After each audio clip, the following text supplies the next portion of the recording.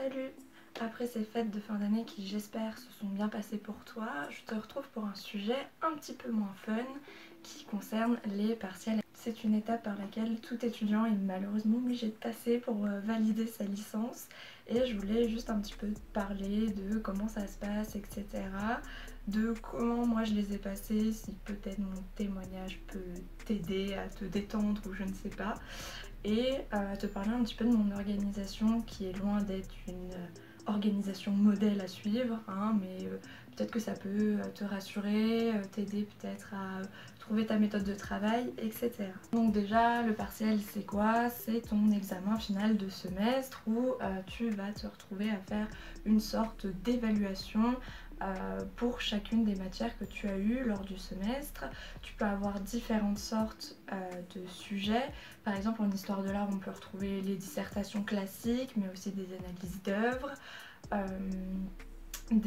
des sortes de contrôles, j'appelle ça, c'est-à-dire par exemple, cette année en grec, je vais avoir de la reconnaissance d'images, puis un petit commentaire d'œuvre et une problématisation d'œuvre. Par exemple, tu as plusieurs tâches pendant ce partiel à effectuer.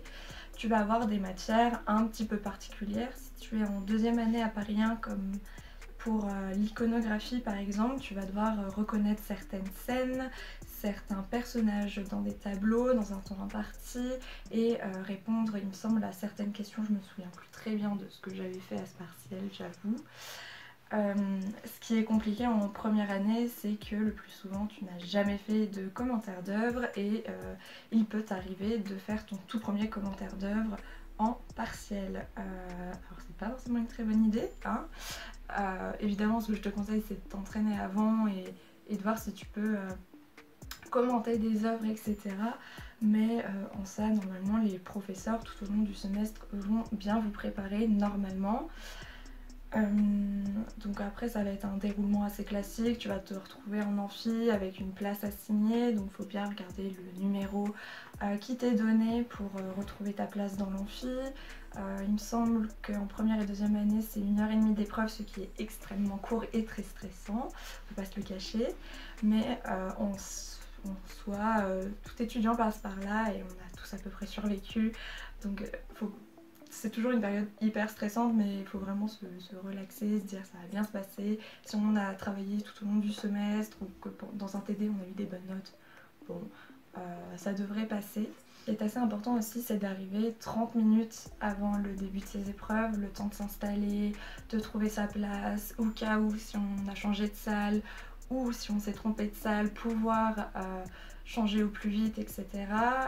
Ça permet d'éviter aussi un stress en plus, d'arriver à l'heure, etc. Et ces 30 minutes d'installation passent en fait très vite et ça te permet aussi de souffler, de te détendre. Même parfois si tu retrouves tes potes un peu avant, de débriefer au début sur un point que t'as pas compris à la dernière minute, chose qui m'arrive quand même assez fréquemment. Mais en ça, bon, c'est des déroulements d'examen assez classiques et je vais pas m'étendre là-dessus. Je vais peut-être te parler un petit peu de mon organisation. Déjà, mes cours, je les prends sur ordinateur. Donc fin de semestre, je les imprime si je les ai pas imprimés au fur et à mesure pendant le semestre, où j'ai apporté des modifications, etc. Et ce que je fais, comme en histoire de l'art, tu as besoin d'avoir les images sous les yeux.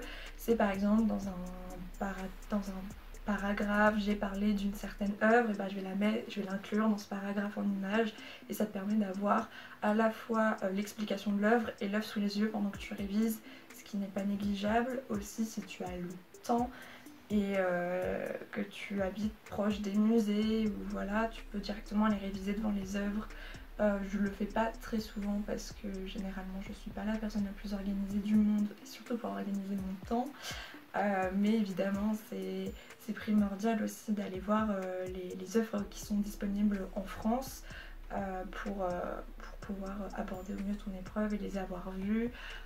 Évidemment quand tu es devant l'œuvre, tu vois vraiment bien tous les détails dont tu as pu parler en cours. Donc ce que je fais aussi, c'est que je complète mes cours avec des bouquins que j'ai pu lire au long du semestre ou que j'emprunte à la BU pendant les révisions. Ça te permet d'avoir un autre point de vue que celui de ton professeur et de comprendre peut-être des choses que tu n'avais pas forcément comprises quand il te les expliquait.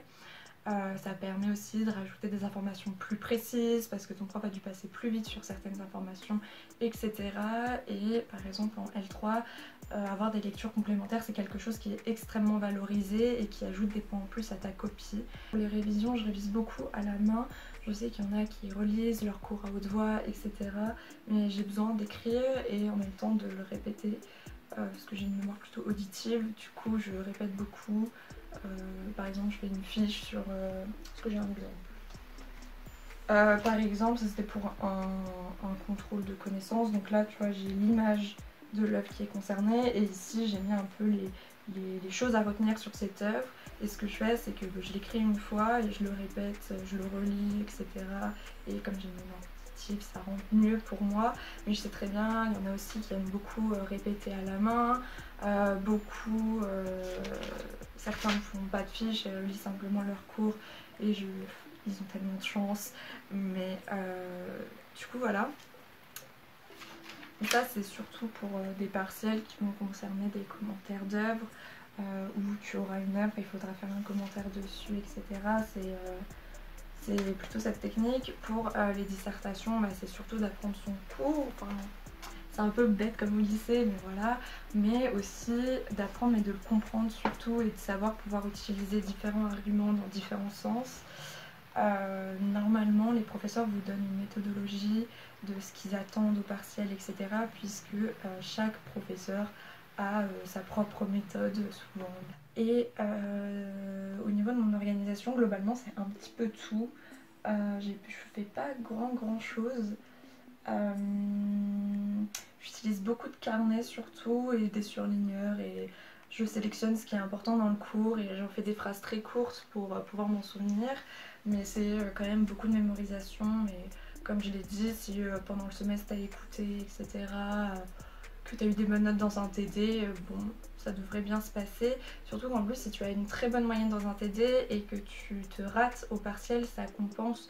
Donc si tu as assuré dans les TD, tu peux partir un petit peu plus serein au niveau des partiels. Ce qu'il faut faire aussi très attention pendant les partiels, c'est... Enfin, on a dû le répéter 100 000 fois, mais je le redis encore, ça va être tout ce qui va être orthographe et soigner sa copie, puisque certains professeurs ont des centaines et des centaines de copies à corriger. Donc forcément, s'ils voient que votre copie elle est dégueu, qu'il y a plein de fautes d'orthographe, que la syntaxe est mauvaise et qu'il comprend rien, bah forcément il sera pas... il n'aura pas très envie de vous ajouter beaucoup de points. En tout cas, si tu as des questions, puisque là j'ai abordé un peu le sujet assez vite, parce que je vois pas vraiment quel conseil de plus je peux t'apporter, n'hésite pas à les mettre en commentaire. Après évidemment il y a des conseils qui reviennent quand même assez souvent, qui est avant une épreuve de bien manger, de se coucher tôt la veille, etc. Chose que personnellement je ne respecte pas forcément, puisque avec le stress bon, ça devient un peu compliqué pour dormir sereinement, etc. Mais ouais, le mieux c'est vraiment peut-être le jour avant ta semaine de partiel, par exemple le dimanche avant toute ta semaine de partiel, de vraiment peut-être relire un petit peu, mais vraiment de prendre cette journée pour soi, de se détendre, de se dire que c'est bon. T'as appris, ça fait plusieurs semaines que tu révises ou une semaine que tu révises, peut-être ça m'arrive aussi, et que ça va bien se passer, qu'il n'y a pas de raison. Et c'est toujours stressant d'avoir ces tout premiers partiels quand on rentre en L1, mais au final on commence un peu à avoir la routine et à se préparer psychologiquement, même si on n'est jamais prêt psychologiquement pour des partiels. Mais en soi, il n'y a pas de souci. Ça devrait bien se passer. J'espère que cette vidéo t'a peut-être aidé. Je ne sais pas si c'était très utile au final. Je te dis à une prochaine vidéo et salut!